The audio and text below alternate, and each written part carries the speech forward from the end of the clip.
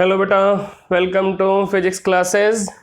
And beta, in my last video I have discussed drift speed of charged particles in conducting material in conducting wire. तो बेटा last video में हम drift speed को discuss कर रहे थे और हमने लास्ट वीडियो लेक्चर में ड्रिफ्ट वेलोसिटी का एक्सप्रेशन भी फाइंड आउट किया था। हमने ड्रिफ्ट वेलोसिटी का फार्मूला भी फाइंड आउट किया था। तो बेटा किस टाइप से इलेक्ट्रॉन्स कंडक्टिंग वायर में ड्रिफ्ट करते हैं from low potential to high potential, किस टाइप से वो एक्सेलरेट करते हैं, किस टाइप से उनकी वेलोसिटी हम फाइंड आउट करते हैं, ये सब हम लास्ट वीडियो लेक्चर में डिस्कस कर चुके हैं।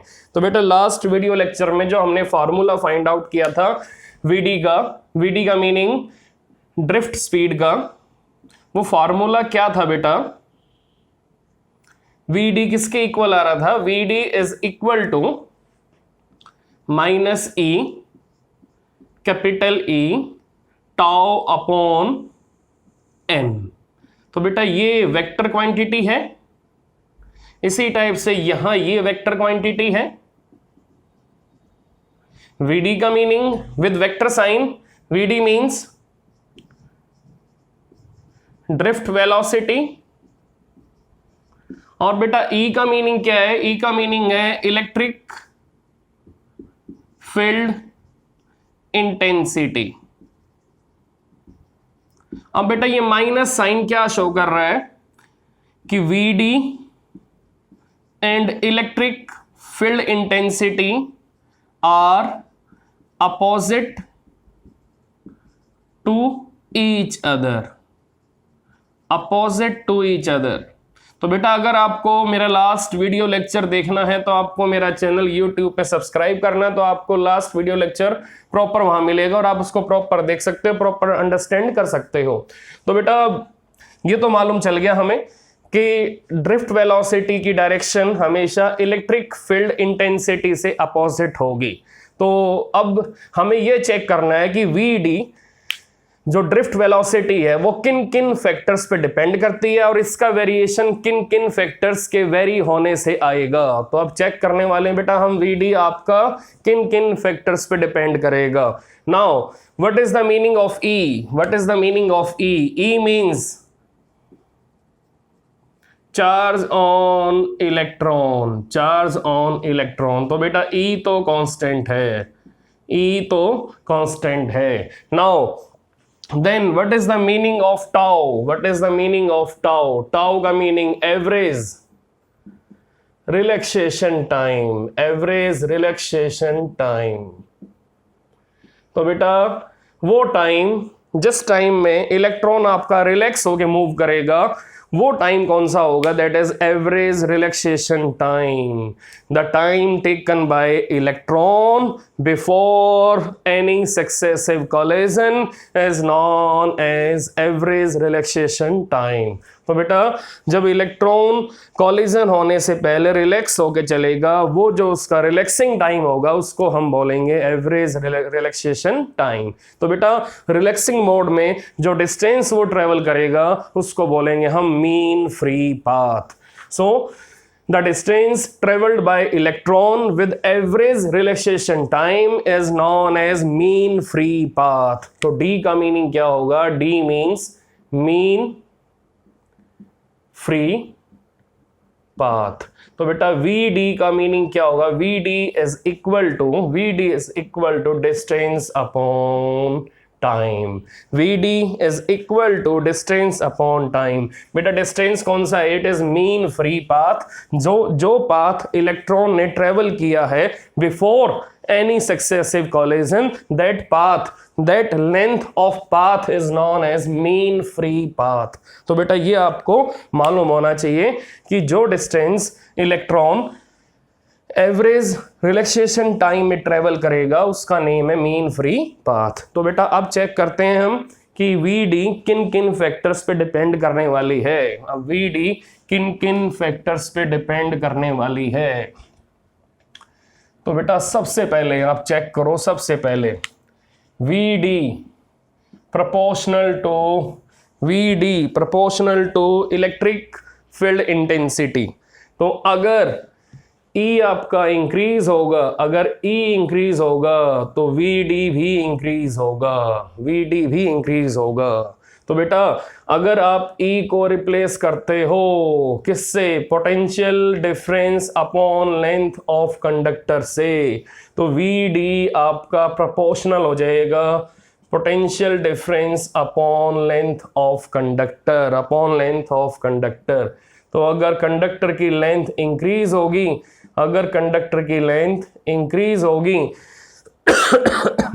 तो VD डिक्रीज होगा। तो ये बेटा ध्यान रखना, कंडक्टर की लेंथ अगर इंक्रीज होगी तो VD डिक्रीज होगा, keeping all other factors constant. तो इसी टाइप से अगर पोटेंशियल डिफरेंस इंक्रीज होगा तो VD इंक्रीज होगा। तो इसी टाइप से पोटेंशियल डिफरेंस अगर डिक्रीज होगा तो VD आपका डिक्रीज होगा। तो बेटा ये रिलेशन बना VD का लेंथ के साथ और पोटेंशियल डिफरेंस के साथ। तो हम VD का जो फार्मूला है उसको थोड़ा मॉडिफाई भी कर सकते हैं। मॉडिफाई करके कैसे लिखेंगे, that is E small e, V means potential difference, tau upon ml। तो बेटा आप चेक करते हैं कि अगर लेंथ इंक्रीज होगी तो VD डिक्रीज होगा, अगर पोटेंशियल डिफरेंस इंक्रीज होगा तो VD इंक्रीज होगा। अब अगर टाउ आपका इंक्रीज होगा तो VD भी इंक्रीज होगा, टाउ अगर डिक्रीज होगा तो VD भी डिक्रीज होगा। तो अब बात किसकी रहेगी बेटा, बात रहेगी मास की। अगर मास आपका इंक्रीज होगा, अगर मास इंक्रीज करोगे तो VD डिक्रीज होगा।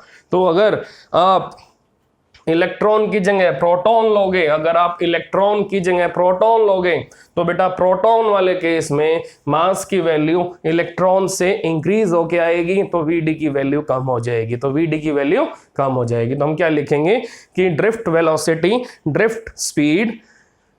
ड्रिफ्ट वेलोसिटी और drift speed is inversely proportional to mass. इसका मीनिंग जितने भी आपके हैवियर आयंस हैं, जितने भी आपके हैवियर चार्ज पार्टिकल हैं, उनकी ड्रिफ्ट वेलोसिटी बेटा काफ़ी कम आने वाली है, तो बेटा इस टाइप से हमने ड्रिफ्ट वेलोसिटी को डिस्कस किया, ड्रिफ्ट वेलोसिटी का फार्मूला हमने डिस्कस किया और चेक किया कि ये जो ड्रिफ्ट वेलोसिटी है ये किन किन फैक्टर्स पे डिपेंड करने वाली है।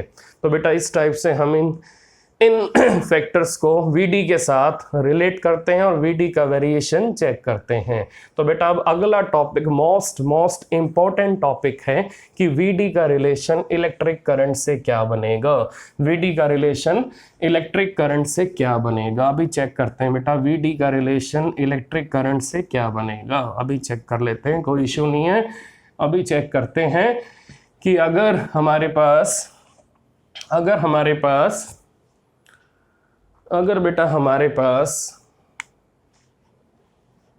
एक सिंपल कंडक्टिंग वायर है जिसकी लेंथ L है, जिसका area of cross section capital A है।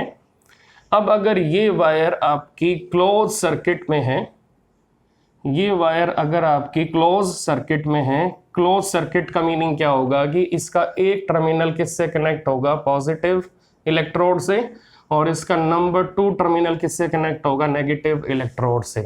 तो बेटा मैंने एक कंडक्टिंग वायर एज्यूम की है जिसके 2 टर्मिनल हैं 1 and 2, जिसकी लेंथ L है और जिसका area of cross section capital A है, और मैंने इस वायर को क्लोज सर्किट में लिया है। तो बेटा क्लोज सर्किट का मीनिंग क्या होगा, क्लोज सर्किट में एक सेल लगी होगी, एक टर्मिनल कनेक्ट होगा पॉजिटिव से, एक टर्मिनल कनेक्ट होगा नेगेटिव से।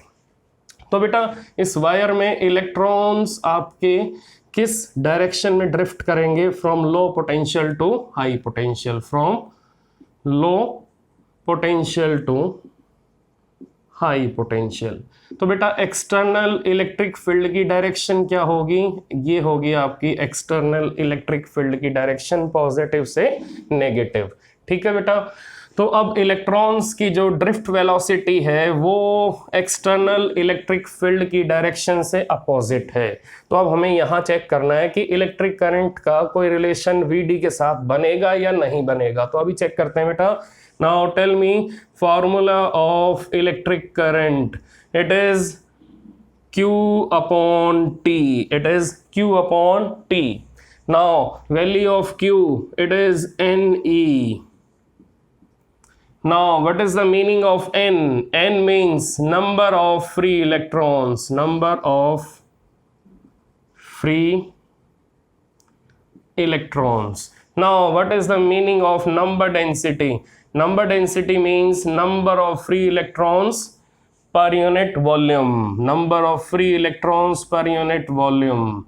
Now formula of volume area into length, area into length.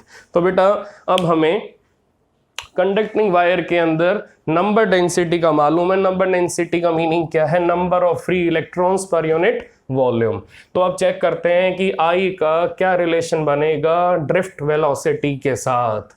तो अब चेक करने वाले हैं हम आई का क्या रिलेशन बनेगा ड्रिफ्ट वेलोसिटी के साथ। तो बेटा अभी चेक करते हैं कि आई का क्या रिलेशन बनेगा ड्रिफ्ट वेलोसिटी के साथ। Now I is equal to, अब यहां से हमें नंबर ऑफ फ्री इलेक्ट्रॉन्स की वैल्यू फाइंड आउट करनी पड़ेगी। तो चेक करते हैं नंबर ऑफ फ्री इलेक्ट्रॉन्स किसके इक्वल आएगा? Number density into area into length. तो बेटा ये एक इंपॉर्टेंट रिलेशन है, ये एक इंपॉर्टेंट रिलेशन है कि number of free electrons equal to number density into area into length. Now put value of number of free electrons in equation number 2। तो बेटा अब यहां देखो कैसे वैल्यू पुट करनी है आपको। कैपिटल N को हटा दो, नंबर डेंसिटी आ जाएगा, एरिया आ जाएगा, लेंथ आ जाएगा, स्मॉल e आ जाएगा, अपॉन बोलो क्या आएगा? अपॉन t आ जाएगा। बेटा चेक करके बताओ यहां पर करंट किसके इक्वल आ रहा है? That is n small e a length upon time.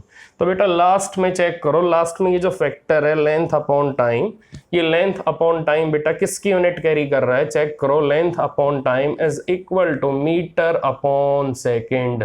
Now this quantity is known as, this quantity is known as drift velocity or drift speed. This quantity is known as drift velocity or drift speed. तो बेटा अब I किसके इक्वल आ रहा है? I is equal to NEAVD। तो बेटा ये हमें फाइनल रिजल्ट मिला, करंट का हमें रिलेशन मिला किसके साथ? ड्रिफ्ट वेलोसिटी के साथ। तो बेटा अब ये आपके सामने है रिजल्ट। तो हमने यहाँ पर क्या चेक किया है बेटा? हमने यहाँ पर ये चेक किया कि इस रिलेशन के अंदर जो डिस्टेंस ट्रेवल होगा इलेक्ट्रॉन का, वो डिस्टेंस कैसे ट्रेवल होगा? वो डिस्टेंस आपका ट्रेवल होगा from low potential to high potential and that is L। और अब बेटा वो कितने टाइम में ट्रेवल होगा? वो टाइम आपने नीचे पुट कर रखा है, दैट इज टाइम T। तो बेटा अब लेंथ अपॉन टाइम आपकी किस क्वांटिटी की यूनिट बनेगी? That is metre upon second. It is known as drift speed और ड्रिफ्ट वेलोसिटी। तो इलेक्ट्रॉन आपका ड्रिफ्ट करेगा low potential to high potential. तो जब इलेक्ट्रॉन आपका लो से हाई जाएगा तो हमें उसकी ड्रिफ्ट स्पीड क्या मिलेगी? That is VD। तो बेटा अब हमें I का रिलेशन VD के साथ मिल चुका है। तो हम यहाँ पर इस रिलेशन को डिस्कस करने वाले हैं। इस रिलेशन के कुछ इंपॉर्टेंट पॉइंट हम यहाँ डिस्कस करने वाले हैं। तो चेक करते हैं बेटा ये रिलेशन हमारे लिए कितना इंपॉर्टेंट है। तो बेटा चेक करते हैं ये रिलेशन हमारे लिए कितना इंपॉर्टेंट है। So it is one of the important relation between two physical quantities. One is electric current, number 2 is drift velocity or drift speed. तो बेटा आप चेक करते हैं। तो I is proportional to area, I proportional to number density, I proportional to drift speed. E आपका constant है, E का meaning है बेटा charge on electron, charge on electron, तो बेटा E कांस्टेंट है। तो बेटा आप चेक करते हैं कि जो रिलेशन हमें मिला है उस रिलेशन के अंदर अगर हम एरिया को इंक्रीज करते हैं तो करंट पे डायरेक्ट असर पड़ेगा, करंट इंक्रीज होगा। अगर हम थिक वायर लेंगे तो करंट आपका इंक्रीज होगा, ठीक है। नाउ नंबर डेंसिटी, अगर नंबर डेंसिटी इंक्रीज होगी तो करंट इंक्रीज होगा। अगर हम एल्यूमिनियम की जगह कॉपर वायर लेंगे तो कॉपर वायर में करंट की वैल्यू बेटा ज्यादा होगी। क्यों? क्योंकि नंबर डेंसिटी कॉपर वायर की ज्यादा है as compare to aluminium wire. Now VD, तो बेटा जिस केस में ड्रिफ्ट स्पीड आपकी ज्यादा आएगी वहां इलेक्ट्रिक करंट भी ज्यादा बनेगा। तो बेटा अगर हम आयंस को मूव कराएंगे तो हमें वहां पर VD की वैल्यू कम मिलेगी, बट अगर हम इलेक्ट्रॉन्स को एक्सेलरेट करेंगे तो हमें VD की वैल्यू ज्यादा मिलेगी। तो बेटा अगर इलेक्ट्रॉन्स आपके एक्सेलरेट करेंगे तो VD आपका ज्यादा आएगा। अगर आपके पॉजिटिव चार्जेस, अगर आपके हैवियर आयन एक्सेलरेट करेंगे तो वहां पर VD की वैल्यू कम आएगी। तो बेटा ये चेक करना कि अगर VD आपका इंक्रीज होगा तो करंट की वैल्यू भी इंक्रीज होगी, तो बेटा अगर रिलैक्सेशन टाइम इंक्रीज होगा, अगर इलेक्ट्रॉन्स का कॉलिजन लंबे टाइम के बाद होगा तो उस केस में रिलैक्सेशन टाइम इंक्रीज होगा तो करंट भी इंक्रीज होगा। तो ये बेटा बिल्कुल फिक्स कर लो माइंड में कि इलेक्ट्रॉन्स अगर रिलैक्सिंग मोड में होंगे तो करंट भी आपका इंक्रीज होगा।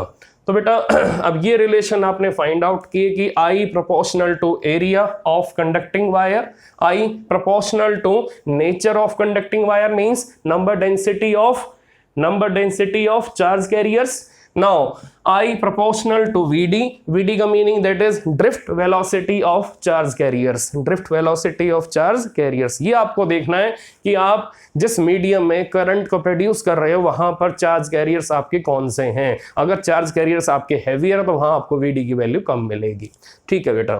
तो अब हम कुछ कॉन्सेप्चुअल क्वेश्चन इसी रिलेशन पे डिस्कस करने वाले हैं बेटा। तो चेक करते हैं कि कॉन्सेप्चुअल क्वेश्चन हमें कैसे डिस्कस करने हैं। तो सबसे पहले हमें ये डिस्कस करना है बेटा कि अगर हमारे पास टू कंडक्टिंग वायर हैं, now conceptual problem number 1. Now if we have two conducting wire, one is having area A, length L, and in this wire we have current, I from high potential to low potential. तो बेटा मैंने एक wire ली है जिसकी length L है, जिसका capital A area of cross section है। तो अब मैंने एक नंबर 2 वायर ले ली। अब नंबर 2 वायर में बेटा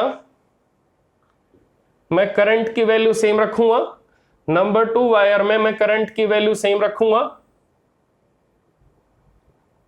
पॉजिटिव नेगेटिव करंट आपका सेम वैल्यू वाला आ रहा है दोनों में। यहां एरिया 2A, यहां एरिया 2A बेटा। तो चेक करो बेटा, इस वायर में लेंथ L है तो यहां भी लेंथ मैंने सेम रखी L। यहां एरिया A है तो यहां एरिया 2A है। तो ये वायर बेटा थिक है, ये वायर आपकी थिन है। कंडीशन ये है दोनों में करंट कैसा है, सेम है। तो बेटा करंट कांस्टेंट है। एक वायर थिन है, एक वायर थिक है, दोनों की लेंथ सेम है, करंट दोनों में सेम है। अब हमें क्या निकालना है, हमें बेटा ये फाइंड आउट करना है कि इन दोनों वायर्स में ड्रिफ्ट वेलोसिटी की रेशियो क्या आएगी, हमें क्या निकालना, हमें फाइंड आउट करना है ratio of drift velocity in both wires. तो सबसे पहले चेक करो कि करंट का क्या रिलेशन बनता है वीडी के साथ। तो बेटा सबसे पहले ये चेक करो कि करंट का क्या रिलेशन बनता है वीडी के साथ। तो सबसे पहले करंट का क्या रिलेशन बनेगा वीडी के साथ, current equal to NEAVD, current equal to NEAVD। तो बेटा चेक करना ध्यान से, अब यहां पर नंबर डेंसिटी दोनों की कांस्टेंट है। इट मींस यहां भी वायर कॉपर की है, यहां भी वायर कॉपर की है। तो बेटा ये मैं आपको पहले से ही इंफॉर्मेशन दे रहा हूं, दोनों वायर मैंने कॉपर की ली है, एक थिन है एक थिक है, दोनों में मैंने करंट की वैल्यू सेम रखी है, ठीक है। एक का एरिया ऑफ क्रॉस सेक्शन आपका A है और दूसरी का एरिया ऑफ क्रॉस सेक्शन आपका 2A है। तो बेटा अब दोनों में नंबर डेंसिटी कांस्टेंट है, दोनों में करंट की वैल्यू कांस्टेंट है। नाउ N भी कांस्टेंट आ गया, N आपका constant, N constant, now current constant, now E constant. तो बोलो बेटा VD का क्या रिलेशन बना with area, VD proportional to 1 upon area, VD proportional to 1 upon area, VD proportional to 1 upon area. तो बेटा अब बोलो क्या आंसर आएगा, तो बेटा अब बोलो क्या आंसर आएगा। अगर यहां पर आपकी ड्रिफ्ट स्पीड VD है तो यहां पर अगर आपकी ड्रिफ्ट स्पीड VD डैश है तो बोलो क्या आंसर आएगा, क्या लिखें अब इसका आंसर।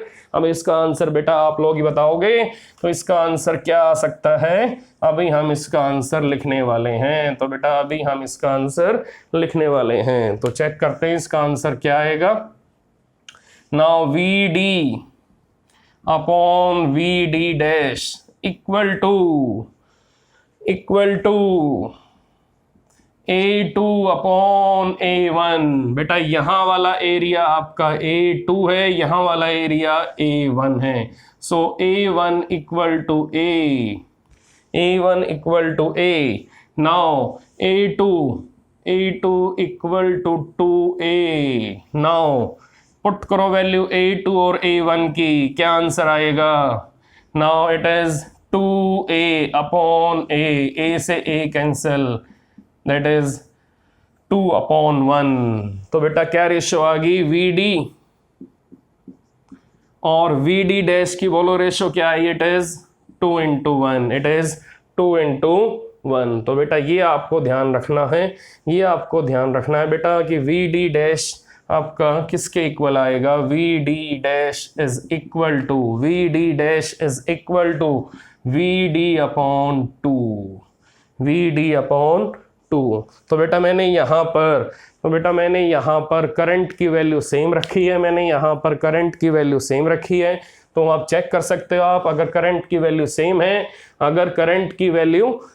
है तो नंबर डेंसिटी मैंने सेम रखा है, तो VD की रेशियो क्या आएगी आपकी, VD की रेशियो बेटा ड्रिफ्ट वेलोसिटी की रेशियो आपकी 2:1 आएगी, तो यहां पर कोई डाउट हो तो यहां पर बेटा प्रॉपर बेसिस को चेक कर लेना कि VD proportional to 1 upon A1, VD dash proportional to 1 upon A2। जब रेशियो लोगे तो A2 ऊपर आ जाएगा, A1 नीचे आ जाएगा। तो ये बेटा क्लियर हो गया है। अब अगला कॉन्सेप्चुअल प्रॉब्लम हम उठाएंगे, तो अब हम इससे अगले वाला कॉन्सेप्चुअल प्रॉब्लम उठाने वाले हैं बेटा। अब चेक करते हैं इससे अगली प्रॉब्लम क्या है। Next conceptual problem. तो बेटा पहले मुझे बताओ क्या VD का बिना करंट के कोई डायरेक्ट रिलेशन आएगा एरिया के साथ। अगर VD का रिलेशन हम करंट के साथ टेस्ट ना करें, अगर VD का रिलेशन हम करंट के साथ ना लिखें, तो क्या VD आपका एरिया पे डिपेंड करेगा। तो बेटा ये कॉन्सेप्चुअल प्रॉब्लम नंबर 2 है। तो अभी हम डिस्कस करेंगे क्या अगर हम VD को करंट के साथ रिलेट ना करें तो क्या VD आपका एरिया ऑफ कंडक्टिंग वायर पे डिपेंड करेगा? तो बेटा अब हम चेक करते हैं क्या ये पॉसिबल है। तो बेटा हम चेक करते हैं क्या ये पॉसिबल है। Now conceptual problem number 2। तो बेटा VD का फार्मूला पहले मुझे बताओ कि VD का फार्मूला क्या होता है। VD equal to E capital E tau upon M। तो बेटा अब यहां पर इलेक्ट्रिक फील्ड को भी हटा दो, it is potential difference tau upon ML। तो बेटा अगर किसी कंडक्टिंग वायर में, तो बेटा अगर किसी कंडक्टिंग वायर में हमने पोटेंशियल डिफरेंस को अप्लाई किया है और इसको हमने फिक्स कर दिया है, ये आपका कांस्टेंट है, एरिया भी कांस्टेंट है, लेंथ भी कांस्टेंट है, एरिया भी कांस्टेंट है, लेंथ भी कांस्टेंट है। तो हमें VD का फार्मूला क्या मिलेगा? VD equal to small e potential difference into tau upon M into L। तो बेटा आप चेक करो, अगर इस वायर की लेंथ L है और इस वायर के अंदर इलेक्ट्रॉन्स आपके ड्रिफ्ट कर रहे हैं इस टाइप से, और इलेक्ट्रॉन्स पे चार्ज की वैल्यू क्या है? 1.6 इंटू 10 पावर माइनस 19 कूलम, और स्मॉल m किसका मास है? Mass of electron. तो बेटा स्मॉल m भी कांस्टेंट है। तो बेटा चेक करो कि VD के इस फॉर्मूले में कहीं एरिया है, तो चेक करके बताओ मुझे, क्या इस फॉर्मूले में, क्या इस रिलेशन में कहीं एरिया कोई रोल प्ले करेगा? So here we have no importance of area of conducting wire.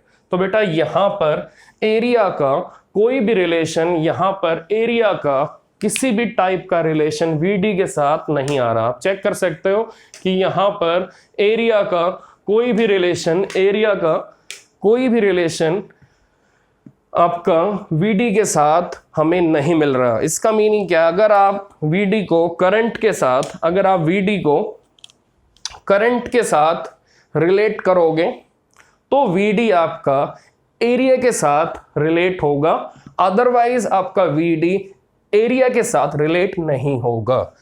तो उस केस में हम ये बोलेंगे कि VD is independent of area, VD is independent of area. तो बेटा इस केस में चेक करना कि इस केस में अगर हम VD का फार्मूला फाइंड आउट करेंगे, इस केस में अगर हम VD का फार्मूला फाइंड आउट करेंगे, तो इस केस में हमें VD का कोई भी relation area of conducting wire के साथ नहीं मिलेगा। तो बेटा चेक करते हैं अब, अगर हम इसी वायर का एरिया डबल कर दें, अगर हम इसी वायर का एरिया डबल कर देते हैं, अगर हम इसी वायर का एरिया डबल कर देते हैं, नो प्रॉब्लम, नो इश्यू, और पोटेंशियल डिफरेंस को हम सेम रखते हैं, potential difference constant, potential difference constant, length constant, length constant, potential difference constant, length constant. तो बेटा हम यहां पर जो जो क्वांटिटी आपकी कांस्टेंट उनको लिखेंगे। VD हमें यहां फाइंड आउट करना है कि अब यहां पर VD आपका इंक्रीज होगा या डिक्रीज होगा। तो बेटा पोटेंशियल डिफरेंस आपका कांस्टेंट, लेंथ कांस्टेंट,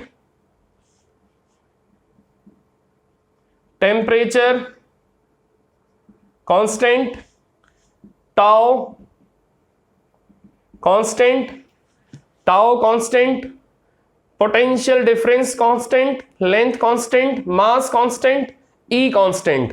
तो बेटा अगर हम एरिया डबल करेंगे तो क्या यहां पर VD पे कोई चेंज आएगा? तो बेटा मेरा आंसर है कि यहां VD पे कोई चेंज नहीं आएगा। तो यहां पर VD आपकी क्या होगी? सेम रहेगी। तो VD में कोई चेंज नहीं आएगा। तो बेटा हम क्या लिखेंगे?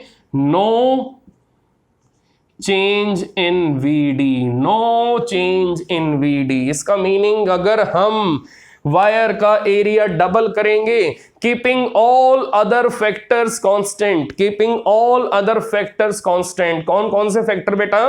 Potential difference constant kept constant, length kept constant, temperature kept constant, tau kept constant. Tau का meaning average relaxation time kept constant. Small m mass kept constant. Now that is charge on electron that is constant. इसी type से mass of electron that is constant. तो बेटा यहाँ पर Vd का किसी भी टाइप का रिलेशन एरिया के साथ नहीं बनेगा. इट मींस यहां पर Vd कैसा होगा, purely independent of area of conducting wire.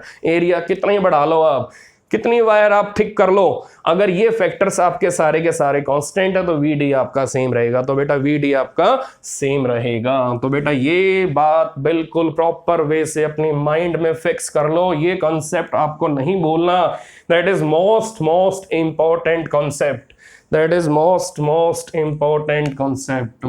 Most important concept for CBSE board exam. For CBSE board exam 2021. तो बेटा ये आपको बिल्कुल भी नहीं भूलना. Now take conceptual problem number 3. Now take conceptual problem number 3. तो बेटा अब कॉन्सेप्चुअल प्रॉब्लम नंबर 3 पे आएंगे हम.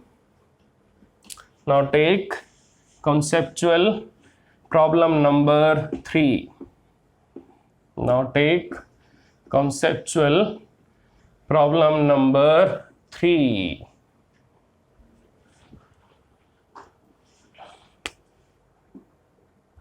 Now we have number 3 conceptual problem. Now beta we have given ratio of number density of two conducting wires. We have given ratio of area of cross section of two conducting wires. We have given two wires having ratio of number density 1:2, having ratio of area 2:1, and in both wires current is same. तो हम assume कर सकते हैं हमारे पास 2 wires हैं, दोनों series में हैं, दोनों वायर हमारी सीरीज में हैं. और सीरीज में करंट की वैल्यू कैसी होगी बेटा, सीरीज में करंट की वैल्यू कैसी होगी, दैट इज सेम होगी. तो if we have taken 2 wires in series, one having area A1, now other is having area A2. Now this combination is connected across a definite potential difference.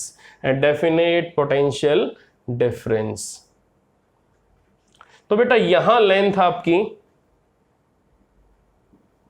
L है, यहां भी length आपकी L है.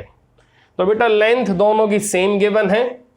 Check कर लो बेटा, length दोनों की हमें सेम गिवन है और पोटेंशियल डिफरेंस आपका सीरीज कॉम्बिनेशन का हमें गिवन है, दैट इज V. दोनों कंडक्टिंग वायर सीरीज में हैं. एक का एरिया A1, एक का area A2. A1 upon A2 given है 2:1, और यहां नंबर डेंसिटी N1, यहां नंबर डेंसिटी N2, और नंबर डेंसिटी रेशियो में 1/2 गिवन है. अब सीरीज में करंट की वैल्यू दोनों वायर्स में सेम आएगी. आपको मालूम है according to law of conservation of charge, अगर आपकी 2 वायर्स अलग अलग एरिया वाली होंगी, अगर वो सीरीज में होंगी अक्रॉस डेफिनेट पोटेंशियल डिफरेंस, तो उनमें करंट की वैल्यू सेम जाएगी. ठीक है बेटा. तो अब चेक करते हैं यहां पर हमसे क्या पूछा है. तो बेटा यहां पर हमसे ये पूछा है कि इन दोनों कंडक्टिंग वायर्स की ड्रिफ्ट वेलोसिटी की रेशियो क्या आएगी. So find out ratio of drift velocity of 2 conducting wires. तो चेक करते हैं बेटा, फॉर्मूला कौन सा लगाओगे, I1 = N1 E A1 VD, equation number 1. Now I2 equal to N2E A2VD dash, equation number 2. Now I1 equal to I2 equal to I, because both are in series. तो बेटा अब क्या होगा, I equal to N1E A1VD, दोनों equations को हम divide करने वाले हैं, नीचे भी I आएगा, I equal to N2E A2VD dash, तो I से I कैंसल, E से E cancel.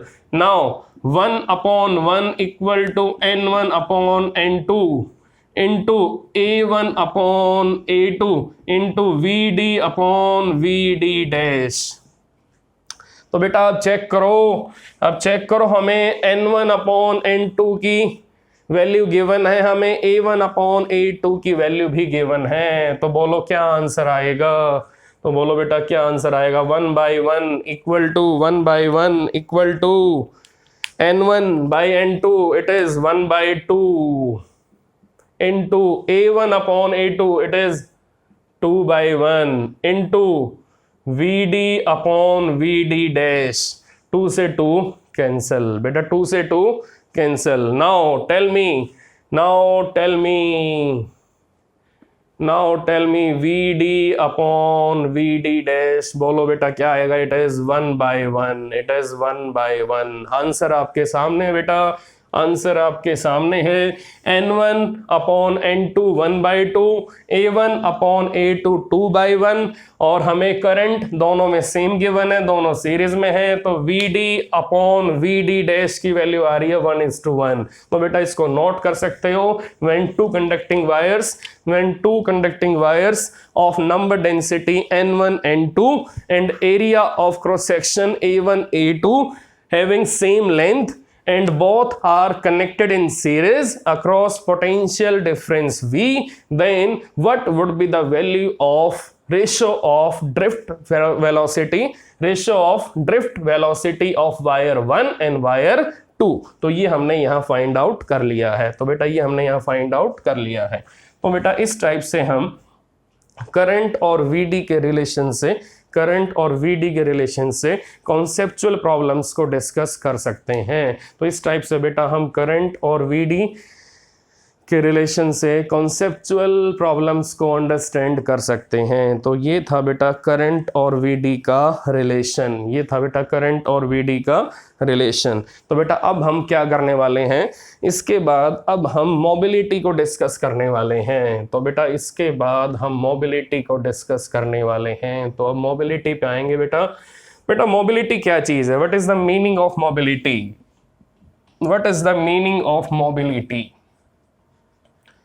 What is the meaning of mobility? Mobility word बेटा कहाँ से निकला है, ये मोबिलिटी वर्ड कहाँ से निकला है. जैसे आपका मोबाइल फोन है, मूवेबल है. जैसे आपका सेल फोन है, मूवेबल है. क्या आपका लैंडलाइन फोन मूवेबल है बेटा?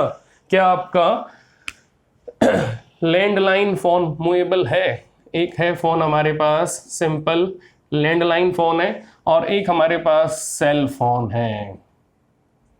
तो बेटा ये सेल फोन तो आपका मूवेबल है, बट ये वाला फोन तो आपका फिक्स है. तो बेटा जो फोन आपका मूवेबल होगा, जो फोन इजीली कैरी होगा from one city to another city, from one place to another place, then that cell phone will be movable, will be mobile. तो बेटा मोबाइल नेम कहाँ से आया? जो ऑब्जेक्ट आपका इजी टू मूव होगा, जो ऑब्जेक्ट आपका इजी टू मूवेबल होगा, जो ऑब्जेक्ट आपका बिना किसी रिस्ट्रिक्शन के इजीली मूव कर पाएगा, तो वो ऑब्जेक्ट आपका मोबाइल हो जाएगा. तो बेटा इसी टाइप से मोबाइल हॉस्पिटल होते हैं, इसी टाइप से मोबाइल वैन होती है, टैक्सी भी होती है, मोबाइल टैक्सी होती हैं. इसका मीनिंग जो वैन आपकी अलग अलग एरियाज में इजीली अवेलेबल होगी, इजीली मूवेबल होगी, तो वो वैन आपकी, वो व्हीकल आपका मोबाइल व्हीकल हो जाएगा. तो उसी टाइप से बेटा जो ऑब्जेक्ट आपका इजीली मूवेबल होगा, जो ऑब्जेक्ट आपका नेचर में इजीली रोटेट करेगा, वो ऑब्जेक्ट आपको मोबाइल हो जाएगा. तो बेटा यहाँ पर अब हमें ये चेक करना है कि जो मोबिलिटी वर्ड है, ये मोबाइल नेचर से आया है। तो जो जो बेटा ऑब्जेक्ट आपका मूवेबल होगा वो मोबाइल हो जाएगा। ठीक है बेटा, तो अब मोबिलिटी को हम डिफाइन करने वाले हैं। मोबिलिटी का जो नेचर है वो मोबाइल वर्ड से निकला है, और मोबाइल का मीनिंग क्या है, जो ऑब्जेक्ट आपका इजीली मूवेबल होगा वो आपका मोबाइल हो जाएगा। तो mobile taxi, mobile van, mobile hospital. तो जो हॉस्पिटल आपके 1 point to one place to another place, 1 point to another point easily available हो, इजीली मूवेबल हो, तो उन हॉस्पिटल्स को बोलते हैं बेटा हम मोबाइल हॉस्पिटल्स। ठीक है, तो अब हम उसी टाइप से मोबिलिटी को डिस्कस करने वाले हैं। Now mobility of charge carriers, mobility of charge carriers. तो बेटा मुझे बताओ बेटा अब कि इलेक्ट्रॉन्स और प्रोटॉन्स में से कौन से चार्ज कैरियर्स आपके इजीली मूवेबल होंगे, प्रोटॉन्स या इलेक्ट्रॉन्स? जिनका मास कम होगा वो इजीली मोबाइल हो जाएंगे, और जिनका मास ज्यादा होगा वो इजीली मोबाइल नेचर कैरी नहीं करेंगे। तो बेटा मुझे ये बताओ, हैवियर आयंस हैं, हैवियर आयंस आपके इमोबाइल होंगे, इलेक्ट्रॉन्स आपके मोबाइल होंगे। तो बेटा जिनका मास ज्यादा होगा, जिन चार्ज कैरियर्स का मास ज्यादा होगा उनकी इनर्शिया भी ज्यादा होगी। अब जिनकी इनर्शिया ज्यादा होगी वो चार्ज कैरियर्स आपके नेचर में मोबाइल नहीं होंगे, वो नेचर में इमोबाइल हो जाएंगे, वो नेचर में फिक्स हो जाएंगे। तो बेटा हैवियर आयंस आपके मोबिलिटी कैसी कैरी करेंगे? Very very very very low. और जो आपके इलेक्ट्रॉन्स हैं जिनका मास काफी कम है उनकी मोबिलिटी काफी ज्यादा होगी। तो बेटा ये आपको ध्यान रखना है कि मोबिलिटी ऑफ चार्ज कैरियर्स का मीनिंग ये है, वो चार्ज कैरियर्स जिनके पास टेंडेंसी होगी मूव करने की, तो उनके पास मोबिलिटी होगी, उनके पास मोबिलिटी होगी। तो बेटा मोबिलिटी को डिफाइन कैसे करोगे? It is property of moving, it is property of moving. तो जिन चार्ज कैरियर्स के पास टेंडेंसी होगी मूव करने की, तो उन चार्ज कैरियर्स के पास बेटा मोबिलिटी होगी, उनके पास मोबिलिटी होगी। तो अब चेक करते हैं इसको डिफाइन कैसे करेंगे। Now it is defined as the ratio of drift velocity or speed, the ratio of drift velocity or speed and electric field across the conductor। तो बेटा ड्रिफ्ट वेलोसिटी और इलेक्ट्रिक फील्ड की ratio हमें क्या देगी? हमें मोबिलिटी देगी। तो बेटा डेफिनेशन क्या बनी? It is defined as the ratio of drift velocity और speed and electric field across the conductor, electric field across the conductor. तो बेटा हम ये कह सकते हैं कि जो मोबिलिटी है उसको शॉर्ट फॉर्म में हम क्या बोलेंगे? मोबिलिटी का मीनिंग क्या होगा शॉर्ट फॉर्म में? It is drift speed of charge carrier, it is drift speed of charge carriers in conductor per unit electric field across the conductor। तो बेटा ये भी एक प्रॉपर डेफिनेशन है मोबिलिटी की कि drift speed of charge carriers in conductor per unit electric field across the conductor. तो बेटा सबसे पहले आपको ये मालूम होना चाहिए कि मोबिलिटी कि मोबिलिटी की जो डेफिनेशन है वो किस टाइप से बन सकती है। एक डेफिनेशन मैंने आपको यहाँ रेशियो की फॉर्म में दे दी और मैंने एक सिंपल डेफिनेशन आपको यहाँ दी है, drift speed of charge carriers in conductor per unit electric field across the conductor. तो सबसे पहले आपको मालूम होना चाहिए कि ड्रिफ्ट वेलोसिटी का सिंबल क्या होगा। बेटा ये होगा ड्रिफ्ट वेलोसिटी का सिंबल म्यू, और ये किसके इक्वल होगा, it is equal to V D upon E, it is equal to V D upon E. Now check करो वीडी की वैल्यू क्या होगी, VD is small E capital E tau upon M, और upon में E भी आएगा, तो E से बेटा ई कैंसिल। बोलो मोबिलिटी किसके इक्वल आ रही